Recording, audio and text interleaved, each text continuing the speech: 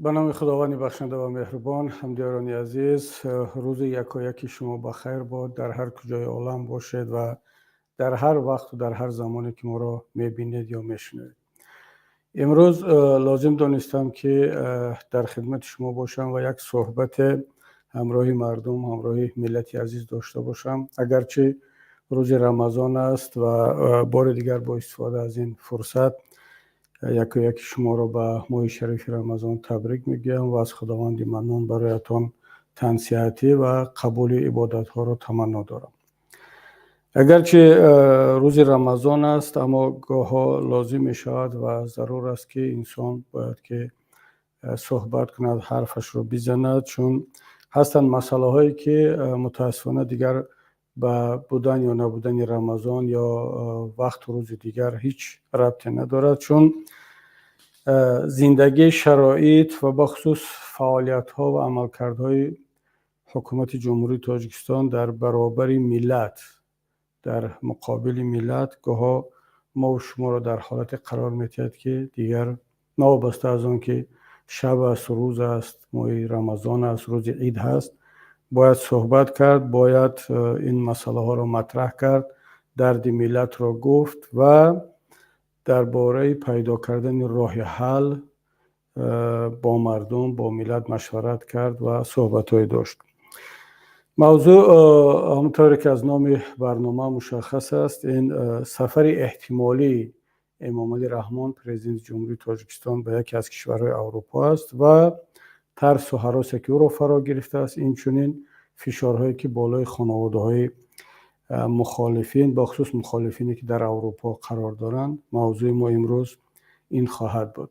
اصلا شاید مردم بینندگان سوال بدهند که ما از کجا میدونیم که امام علی رحمان به اروپا سفر خواهد کرد؟ در این باره نه یگان خبری هست، نه رسانه های حکومتی چیزی نشر کردن و معمولا در تمام دنیا اگر سفری هست، یک رهبر یک کشور جای سفر میکنه، در این باره خبر پهن میشود. حتی کشورهای ابرقدرت هم، برای مثال ما خبر پهن شد که به زودی پوتین به ترکیه سفر خواهد کرد یا بایدن به یگان کشور دیگر سفر میکنند، مگر اینکه بعضی کشورهای مثل اوکراین که پرزیدنتش گاها سفر میکند، بعد معلومات درباره او پخش میشود، برای آنکه اوکراین در حالت جنگ است و اصلا خود حریم هوایی اوکراین محکم است، پوشیده است. از اوکراین تقریبا هواپیما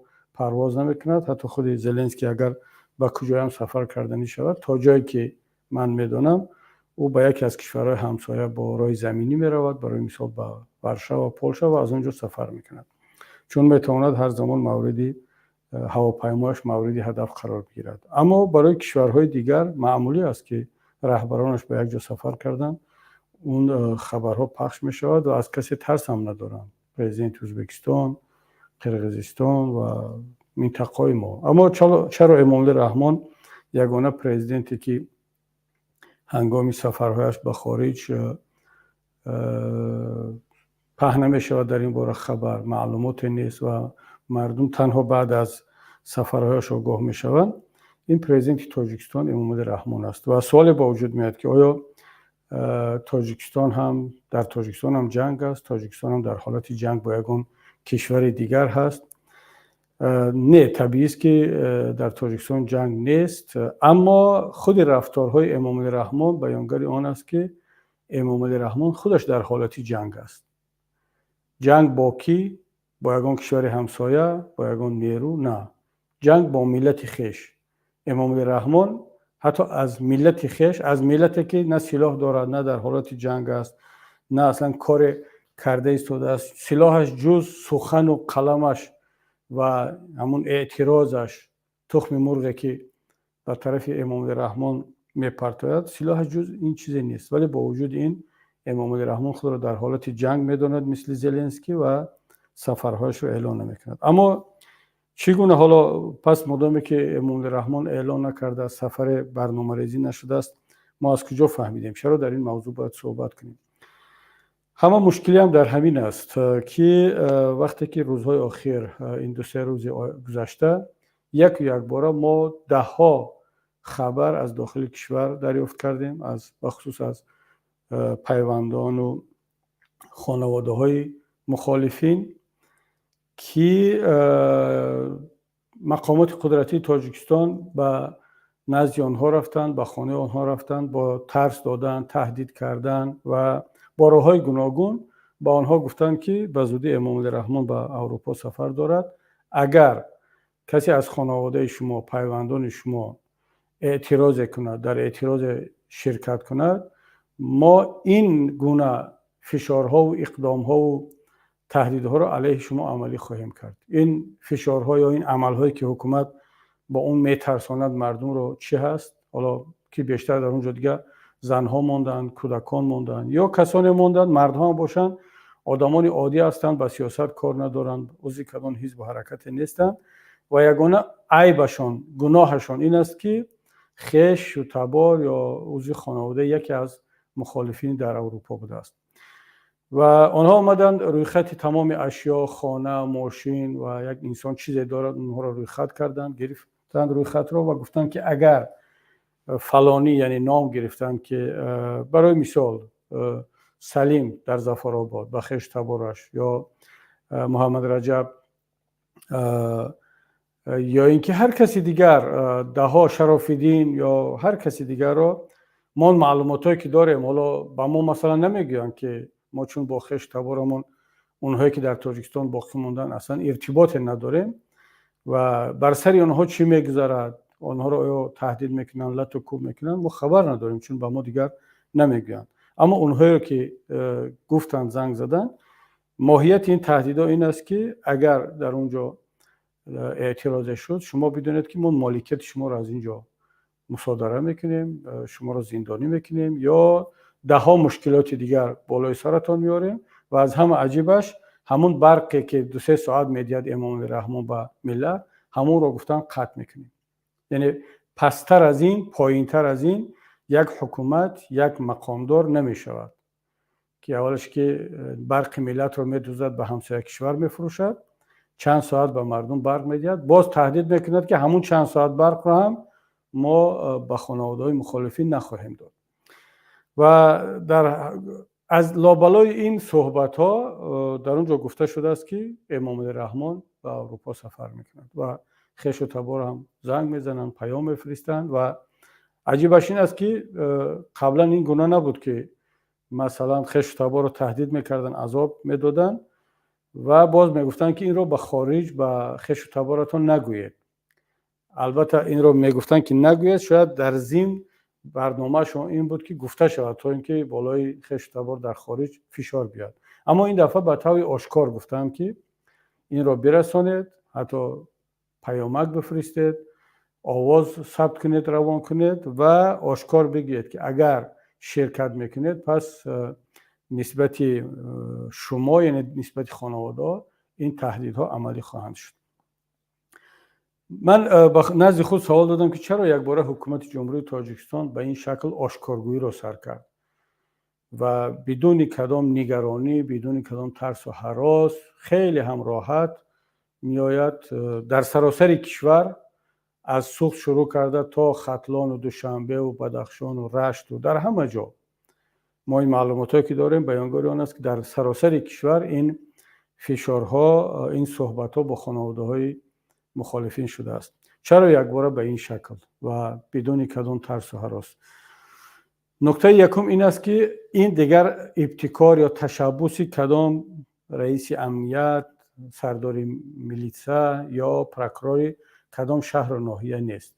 وقتی که یک کار سراسری می شود در سراسر کشور همزمان با یک اسلوب، پس این فرمان از بالا آمده است. از بالا از کجا؟ فکر نکنم که رمضان رحیمزاده، سید مومن یتیموف یا پروکورور گنرالی به تنهایی جرأت کند این گونه دستور را بدهد، چون این دردسرش خواهد شد و این ضربه به آب و رو و جایگاه ملت و دولت و کشور و رهبریتش خواهد داد. پس میماند یگانه کسی که این دستور را داده است امام رحمان است، خود پرزیدنت جمهوری تاجیکستان در عرفه سفرش به یکی از کشورها، چون یک مرتبه 2 ماه پیش یا 3 ماه پیش در آلمان بود و در اینجا فعالان گروه 24 با یک حرکت اعتراضی، البته در اعتراضات همه بودند، تمام حزب و حرکت ها، اما اون کاری که انجام شد از طرف برادران مبارز گروه 24 که یک یا یک چند تخم مرغ به طرف ماشین امام رحمان پرتافته شد و اون به هدف رسید و این تا اون حد به امام رحمان تأثیر کرده است، تا اون حد جایگاه او را شکسته است، او را به ترس و لرزه آورده است که قبل از سفر نوبتیش او تلاش کرده ایستاده است که حتی با همین یک عمل بسیار هم پست و زشت، فشار بالای زنها، کودکها، خانواده ها، این سفر بعدی خود را خالی از این گونه اعتراض ها، از این گونه عملکردهای مخالفین در اروپا بگرداند. و چند پیش اگر شما رسانه ها رو پیگیری کرده باشید، در رسانه های رسمی در همه جا بود که جلسه نوبتی شورای امنیت ملی تاجیکستان با راهبری خود رئیس شورا یعنی پرزیدنت جمهوری تاجیکستان برگزار شد و در اونجا به شکل کوتاه، مختصر و عمومی گفتند که چندین مسئله های مربوط به امنیت و به ولایت قانون ها بررسی شد. و بلافاصله بعد از این جلسه شورای امنیت این وضعیت رو ما در تاجیکستان داریم.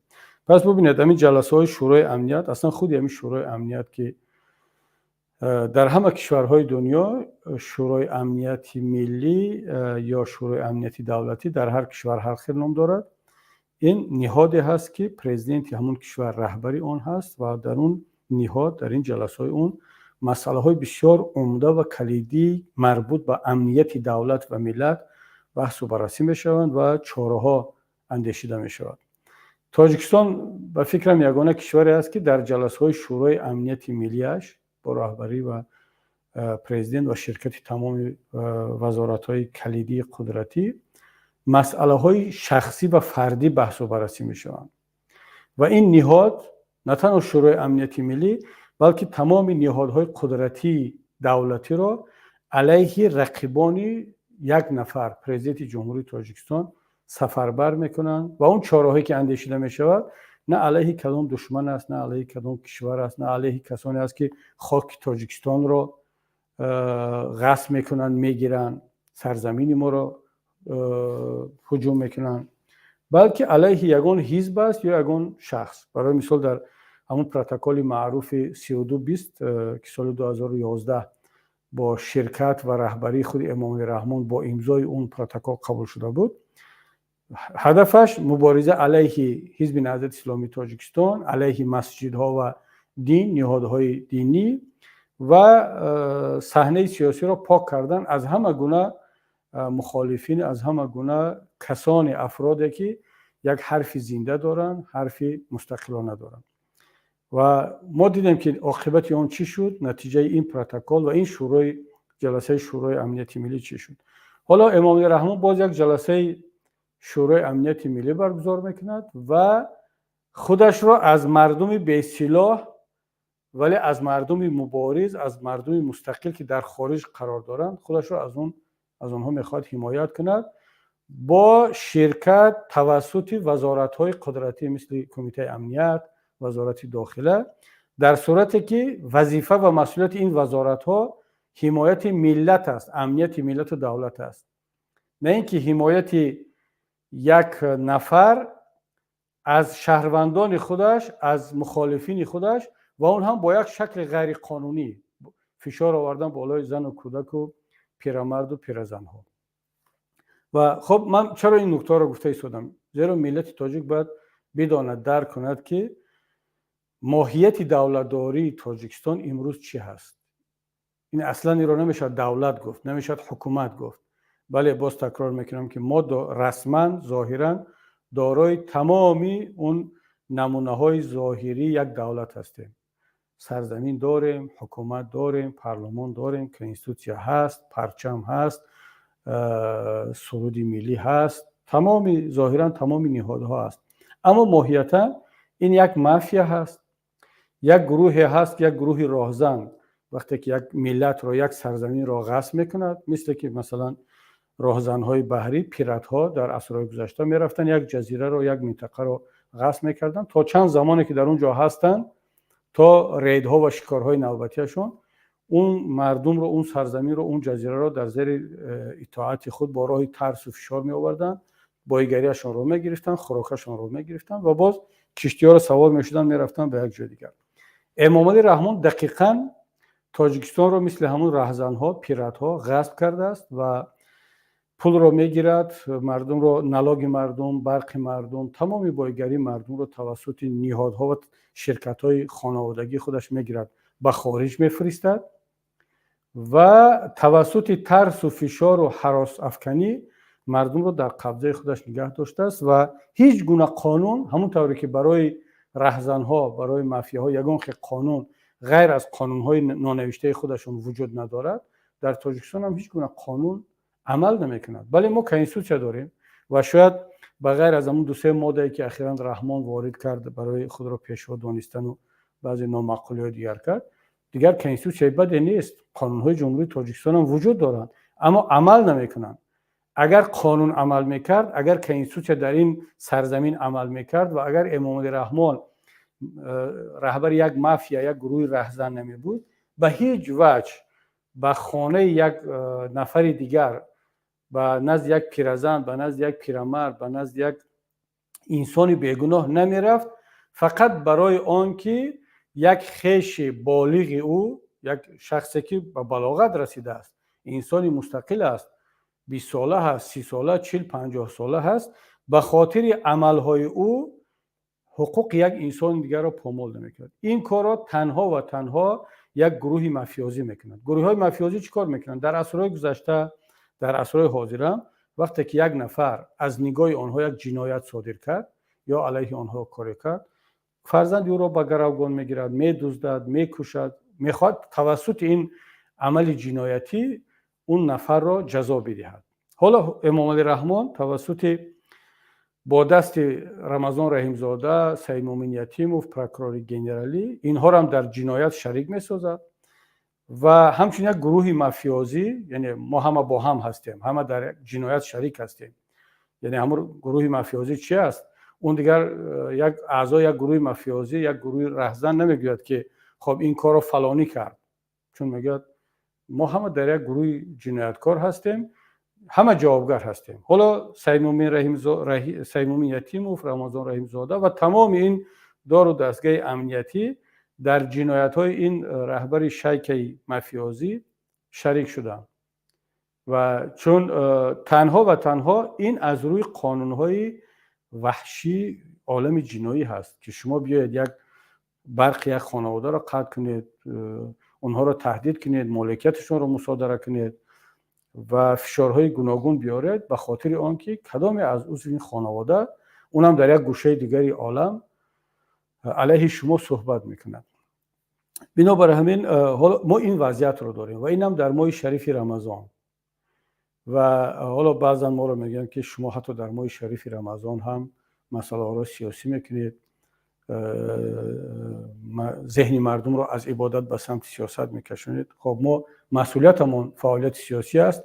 چیکار کنیم وقتی که در همین ماه شریف رمضان یک گروه جنایتکار میآید بالای مردم روزه‌دار مؤمن، بالای مردمی که آرام در خانه‌اش نشسته است، اصلا خبر ندارد که ما در خارج چیکار کرده ایستادیم، اینها رو به این حد میرساند. در ماه شریف رمضان مسئولیت منی روزه‌دار، منی در خارج بوده و منی در ماه شریف رمضان قرار داده این است که فعالیتم را دهچند کنم. چرا؟ برای آنکه من در پیام رمضانی خود گفتم که در ماه شریف رمضان همه گونه عملی نیک، عملی صالح پاداش بیشتر دارد از طبق حدیث از 10 تا 700 مراتب.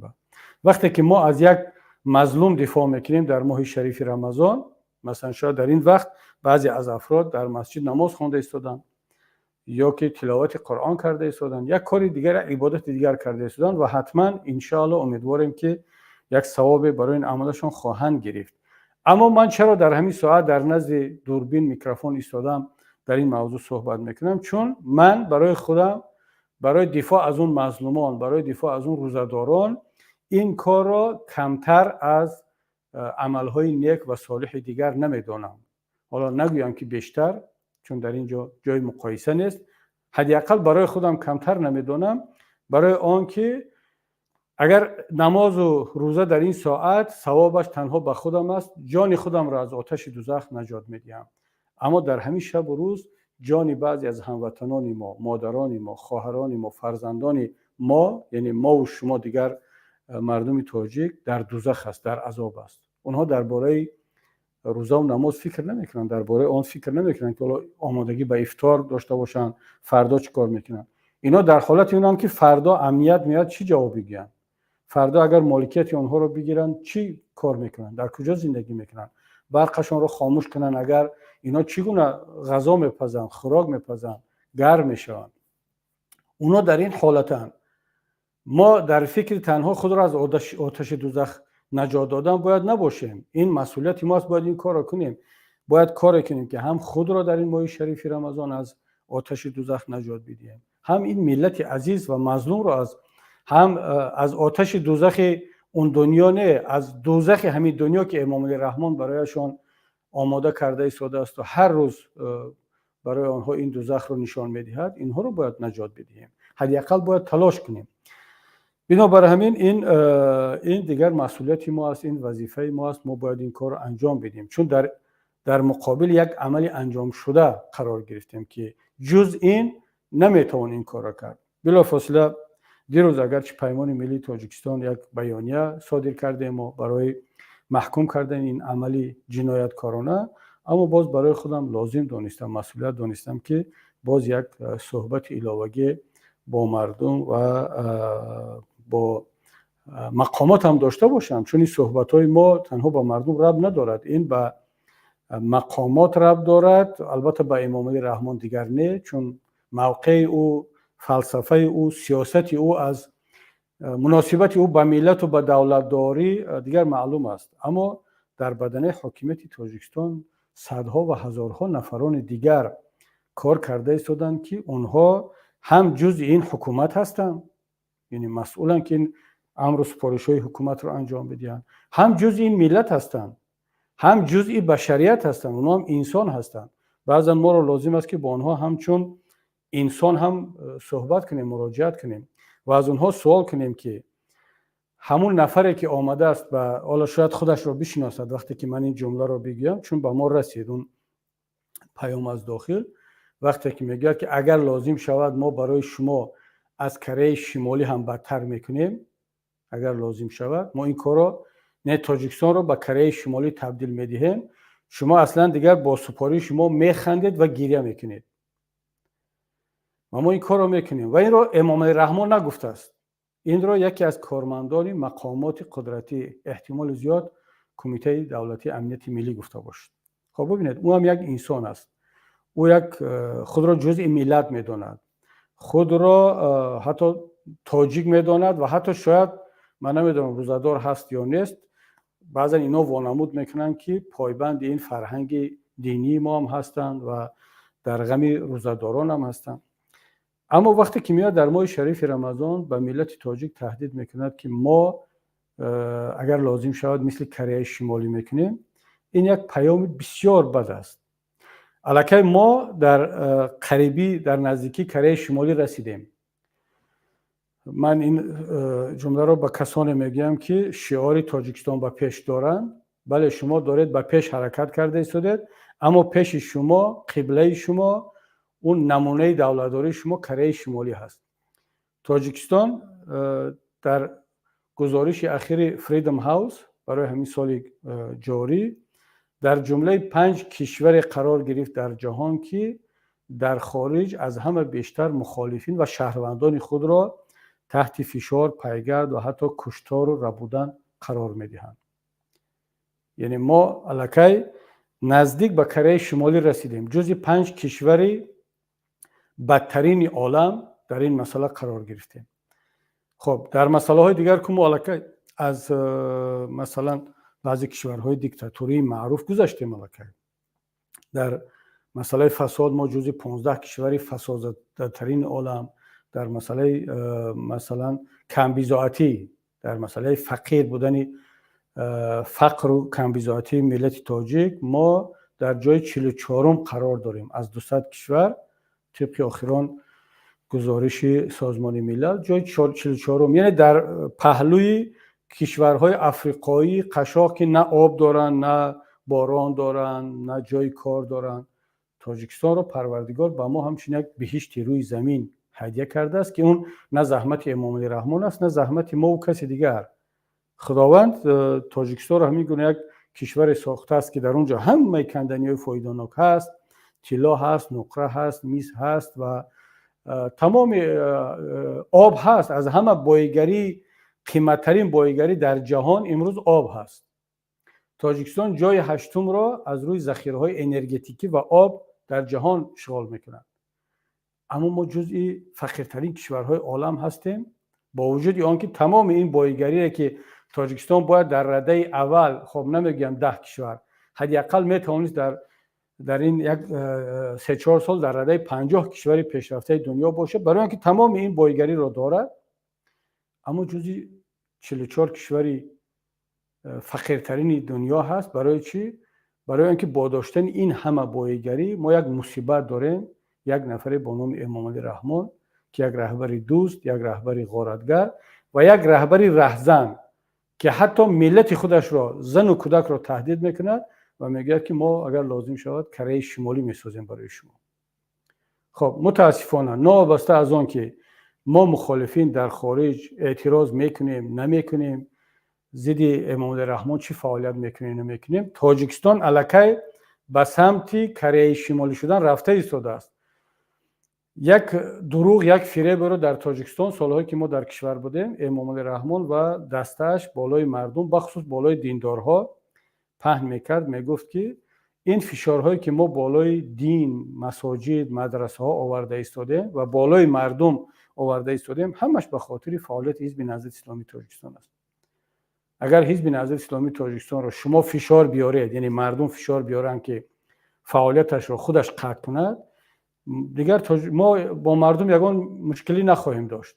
ملت در یک حالت آرام آسایشته زندگی خواهد کرد. شما یک ملت و مردم آزاد خواهید بود. اما چون حزب نهضت اسلامی تاجیکستان فعالیت میکند، این رقیب سرسختی ما هست، نیرو دارد و میتواند در انتخابات پیروز شود. ما اگر به مردم به شما آزادی بدهیم، اینا پیروز میشوند. برای همین ما انتخاباتی آزاد نمیگذرانیم، برای همین اجازه نمیدیم که شما آزادانه صحبت کنید، کار کنید، فعالیت کنید، تجارت کنید. برای اینکه از حزب نهضت اسلامی تاجیکستان میترسیم.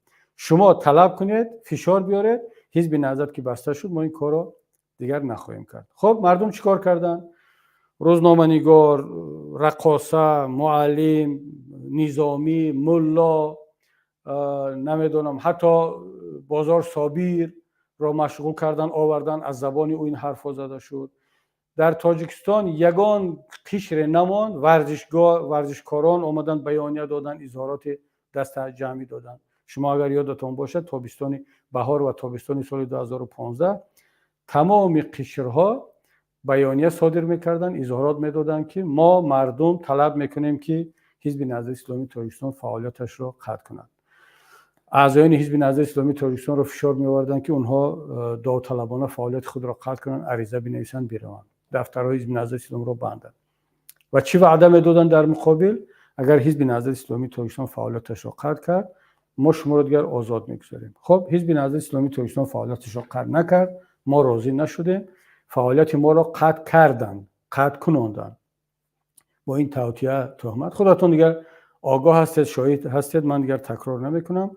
بردن برادران ما را زندانی کردن. کسی که فرصت داشت، امکانیت داشت، فرار کرد. ما در خارج قرار داریم و حزب دیگر فعالیت ندارد. خیلی خوب. اونهایی که بیانیه دادن، اونهایی که اظهارات دادن، طلب کردن که حزب نهضت اسلامی تاجیکستان فعالیتش قطع شود و ما وارد یک زندگی بهتر خواهیم شد، از ملا سر کرده تا روشنفکر و تا معلم، دکتر و ورزشکار و نظامی. آیا واقعا زندگی شما بهتر شد؟ آیا برق شما بهتر شد؟ آیا معاش شما بهتر شد؟ آیا آزادی شما بهتر شد؟ نه، برعکس. همین حکومت در شرایطی که حزب نهضت اسلامی تاجیکستان دیگر فعالیت نمی‌کند، گفته است که ما شما را کره شمالی میکنیم.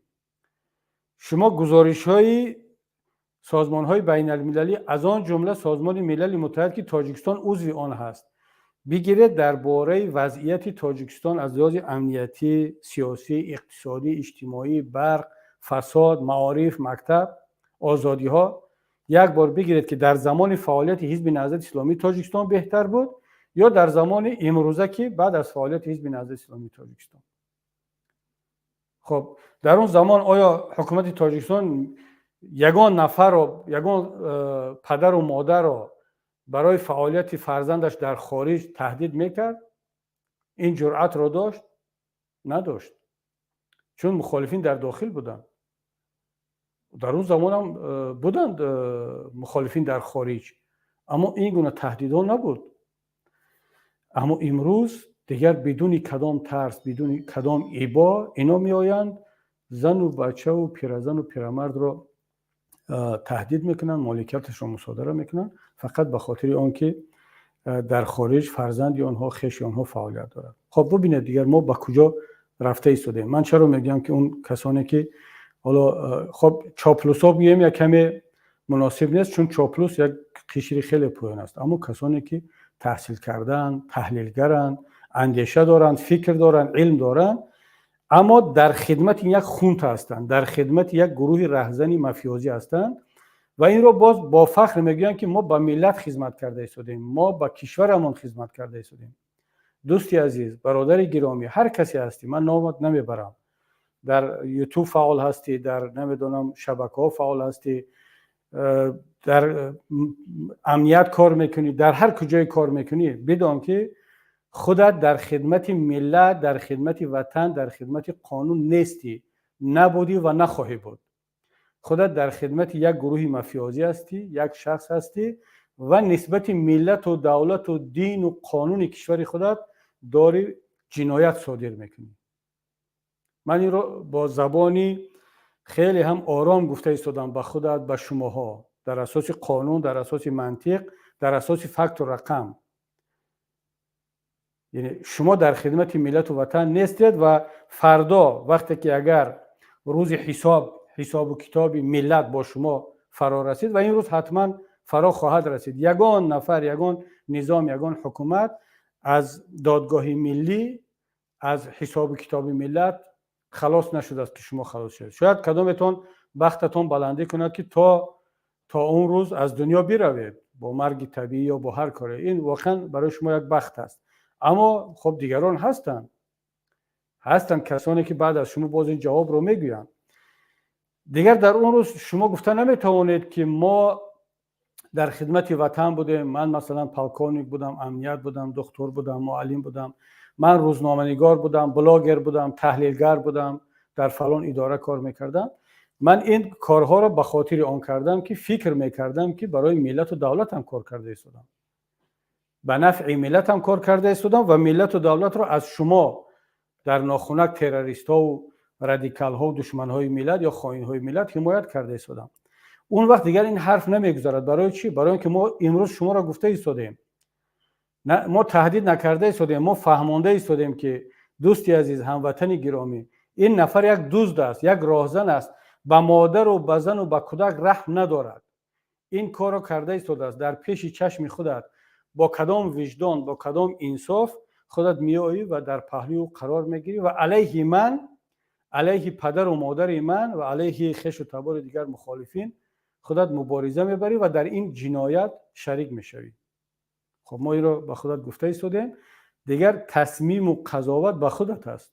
در اون روز دیگر هیچ دلیل به کار نمی رود، برای که دیگر دلیل وجود ندارد، مگر اینکه خیلی که تمام کسانی که در نظام هیتلر خدمت میکردن، کار میکردن، و اگرچه هیتلر هم میگه که من برای آلمان تلاش کرده ایستادم، این کارها رو برای به خاطر آلمان میکنم، برای قانون وجود داشت، ارمیا وجود داشت، امنیت وجود داشت، گستاپو وجود داشت، ولی تمام آنها مورد محاکمه و در دادگاه همچون جنایتکار اعتراف شدن. و این روز حتما بالای کسانی خواهد آمد که تا امروز شاید که میدونستن نمیدونستن که این جنایت است، اما الان ما با شما گفته ایستادیم، آگاه کرده ایستادیم و باز تکرار میکنم این تهدید نیست، این فهماندن است، این در روبروی یک فکت و دلیل و منطق قرار دادن شما هست. اگر بعد از این هم باز با همون بیرویی، بی‌حیایی، باز با همون سیاست من ندیدم، من نشونیدم و پوست خودتون رو از پوست خر هم میبخشید غفستر کرده، باز با همون فخر و با همون پافوس ما دولت دموکراتی ساخته ایستادیم، ما دولت ملی ساخته ایستادیم، ما مبارزه علیه اکستریمیسم برده ایستادیم، اگر این صحبت ها شود دیگر میبخشید دیگر توف بر همون دولت سازی و ملت سازی شما که اون در اساس یا در بالای اشک چشمان و اون مظلومیت مادر و خواهر و بریدن برق و در این مصادره اموال صورت بگیرد. توف بر آن، وای بر آن گونه ملت سازی و دولت سازی که شما جز این روند هستید. بنابر همین هموطنان گرامی، کسانی که در حکومت هستید، یک بار دیگر خود را در نزد آینه بمانید، این سوال را بدید که با کی هستید و چی کار کرده ایستادید. و خب دیگر میماند این فعالیت ما، وضعیت ما در خارج که در این حالت چی باید کنیم، چی کار کنیم. ما این سوال را هم به خود میدهیم که آیا ما فعالیت خود را قطع کنیم؟ مثلا اگر امام رحمان حالا معلوم نیست کی میآید، معلوم نیست به کجا میآید. بالفرض آگاه شده، مثل که آلمان آگاه شده یا جای دیگر این اعتراضا کرده شد. اگر بالفرض آگاه شدیم که فرانسه میآید چون چنین خبرها هست یا کشور دیگر، ما چیکار باید کنیم؟ آیا زیر فشار و زیر تهدیدهای امام رحمان نسبت مادران و پیرزنها و پیرمردها برویم و دست به این اعتراضها نزنیم، یا برعکس بیایم اعتراضهای خود را قوی‌تر کنیم، شدیدتر کنیم؟ من شخصا، حالا که من نمیتونم به جای همه اپوزیسیا تصمیم بگیرم، حتی ما در پیمان ملی تاجیکستان هم یک تصمیم مشورتی میگیریم، در شورا تصمیم میگیریم که چی باید کرد، ولی من نظر شخصی خود را اینجا بیان میکنم که از این روز به بعد و در چنین حالاتها ما باید مبارزه خود را، اعتراض خود را دهچند کنیم، بیشتر کنیم. چون نمیشود که با یک دوست، با یک غارتگر یک موقع بسیار بیچاره‌نالی گرفت، چون اون بعد میآید، دوباره میآید، سه باره میآید، چون عادت میکند، الکی عادت کرده است. امام رحمان وقتی که به این مرحله پس رسید که با زن و بچه های مردم سر و کار میگیرد، این نتیجه انا همون سیاست های 10-15 سال آخر است که شروع کرد. یکی رو بر زندانی کرد، محمد روزی اسکندر رو، نمیدونم اون معاون قوت سلطان رئیس حزب ترقیات او را زندانی کرد، در اونجا کشت. معاون رئیس حزب نهضت اسلامی تاجیکستان اشانی شمس الدین خان را زندانی کرد، کشت. زید سعید را زندانی کرد. بعد نوبت حزب نهضت اسلامی تاجیکستان رسید، بعد حزب سوسیال دموکرات را به این درجه رساند، حزب کمونیست را، رهبرش را شابدالوف را یک درک تبادلات داخلی حزبی عوض کردند، رسانه ها را بستند، روزنامه‌نگاران را بیرون کردند، ادوکات ها را، بزرگمیری‌ها را، 10 ادوکات دیگر را زندانی کردند. این همه نتیجه آن است که همه قشر، همه حزب، همه گروه، همه شخص گفت که من خودم را حمایت کنم، مهم که حالا دیگری را ظلم کرده ایستاده است، خب من آرام بستم که به من نرسید. بالاخره به همه رسید. امروز به پیرزنها و به پیرمردها و به افراد بیگناه رسید. خب پس حالا هم ما باید بشینیم و بگیم که نه، من در اروپا کاری نکنم برای آنکه در داخل فشار میارن. نه، برعکس، ما در اروپا اگر فهمیدیم، انیق شد که در کدام شهری هست، بلا فاصله باید تمام مردم، تمام مخالفین باید جای او را پیدا کنند، جستجو کنند و اجازت ندهند که او در اروپا یک نفسی آزاد بکشد، همون طوری که اجازت نمیدهد که یک پیرزن، یک پیرمرد، یک کودک، یک فرزند، یک مخالف در وطن خودش، در خانه خودش نفسی آزاد بکشد. چرا او تمام این جنایت ها را علیه ملت صادر میکند؟ من در اروپا در چارچوب قانون که قانون اجازت میدهد که من این کار را بکنم، من عمل نکنم، فعالیت نکنم. او اجازه دارد که جنایت کند، من اجازت ندارم که یک عمل قانونی رو انجام بدم. برای چی چنین باشه؟ برعکس، ما باید در اینجا فعالتر باشیم، جدیتر باشیم و دیگر چگونه میتوان با اون نفری که نسبت برادرش، مادرش، فرزندش این قانونشکنی صورت گرفت، من بگم که نه، خودت اعتراض نکن. برعکس، من میگم که اعتراضت رو بیشتر کن. چگونه با گروه 24 میتوان گفت که امام علی رحمان بیاد به اروپا، شما اعتراض نکنید، و تخم مرغ نزنید، در صورتی که امام علی رحمان رهبر گروه رو دزدیده است، تا امروز معلوم نیست که او در کجا است، تقدیرش چی هست. یعنی اگر که پای امام علی رحمان به اروپا برسد، برای تمام مخالفین واجب است دیگر. برای یکی واجب است، برای پدرش، برای دیگری برای مادرش، برای فرزندش، برای برادرش، برای مال و اموالش، برای حق حلال خودش، برای رهبرش، برای برادران زندانیش، برای هر کسی که باشد، همه میلا ما یک دلیل داریم، یک نفر در داخل داریم که فعالیت امام رحمان بود و باشه امام رحمان در اروپا رو برایش محدود کنیم، تنگ کنیم. دیگر فرق نداره در اینجا حکومت اروپا، پلیس اروپا چیکار میکنه؟ اونا مسئولیت خود رو انجام میدن. اونا باید که امام رحمان رو از ما حمایت کنن، همون طوری که دیگر پرزیدنت ها رو میکنن. مثلا در برلین وقتی که به تخم مرغ زده شد، پلیس تلاش کرد که دیگر پیش روی آن رو بگیرد، اما به هیچ وجه اینا رو همچون جنایت حساب نمیکند. در همین اروپا پرزیدنت خودشون رو با تخم مرغ و با تارت و با پمیدور با همه چی میزنن. مکرون رو چند بار زدن، سارکوزی رو زدن. خب در فرانسه هیچ کس رو برای زندان نمیکنن. خب چرا پرزیدنت تاجیکستان رو نزنن. خب درست است که پرزیدنت تاجیکستان خودش رو پیشوا خوانده است، اما پیشوا در همون تاجیکستان برای چند چاپلوس است، اما برای جهان، برای ما او یک پرزیدنت است، یک مسئول است، یک نفری هست که مسئول آزادی و حیات ملت تاجیک است، کسی هست که نسبت ملت تاجیک جنایت صادر کرده است. او جنایت صادر میکند، در اختیارش تانک دارد، توپ دارد، زندان دارد، روبیلنی که برق دارد، قیچی دارد که برق را میبرد. تمام این جنایت ها را ضد ملت تاجیک کرده ایستاده است. در مقابلش ما مگر حق نداریم که یک تخم مرغ، یک پمیدار یا حداقل یک پلاکت بگیریم بگیم که تو جنایتکار هستی، تو خیانتکار هستی، دست بردار از این جنایت ها؟ مگر این حق را ما نداریم؟ حتما که این حق را داریم و بالاتر از این مسئولیت را هم داریم. این برای ما واجب است. اگر همین کار در ماه شریف رمضان صورت بگیرد، منظورم همین سفر صورت بگیرد، و اگر ما آگاه شدیم، برای ما در همین ماه شریف رمضان اوجب الواجبات می شود که ما باید این کار انجام بدهیم و این بالاترین کار نیک، کار حسنه می شود، کار صالح می شود در مقابل یک ظالم و کمک کردن به اون مظلومان روزدار در داخل کشور.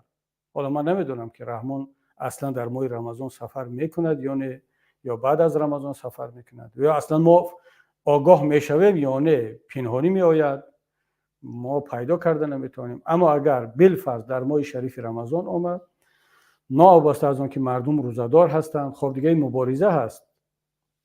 در این ماه رمضان هم سفر میکنیم. من در این ماه شریف رمضان در سفر بودم، چند روز پیش برادران میدونند. خب دیگر همین است، سفر میکنیم، حرکت میکنیم، پیدا میکنیم. این اعتراض خودمان را از نام اون مادر و خواهر و اون زن و کودک در اینجا باید برسونیم.